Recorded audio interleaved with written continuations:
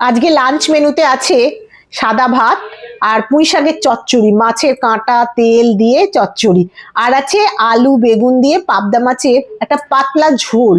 এই চচ্চড়িটা অত্যাধিক সুস্বাদু খেতে হয়, কোনো মশলা লাগে না এতে, মাছের তেল দিয়েই হয়। নানান রকম সবজি দিয়ে পুঁই শাক দিয়ে চচ্চড়িটা বানানো হয়েছে। এই রেসিপিটা আমার চ্যানেলে খুব তাড়াতাড়ি আসবে, পারলে আপনারা একবার দেখবেন এবং ট্রাইও করবেন, আশা করি ভালো লাগবে। আর এই পাবদা মাছের ঝোলটা, এটাও অত্যাধিক লাইট, গরমকালে আমরা সব সময় লাইট খাবার প্রেফার করি, সেই জন্য এইটা আমি একদম কিচ্ছু মশলা দিইনি। এই রেসিপিটাও আমার চ্যানেলে আসবে খুব শীঘ্রই, পারলে আপনারা দেখবেন। এতে শুধুমাত্র একটা টমেটো আর কাঁচা লঙ্কা বাটা দিয়ে আমি রান্না করেছি, আদার্স কোনো মশলা দিইনি। রান্নাটা করে দেখবেন, গরমকালে খুবই ভালো লাগবে তেল ঝাল মশলা থেকে বেরিয়ে এসে। আর ভালো লাগলে আমাকে সাবস্ক্রাইব করে আপনার পাশে থাকবেন।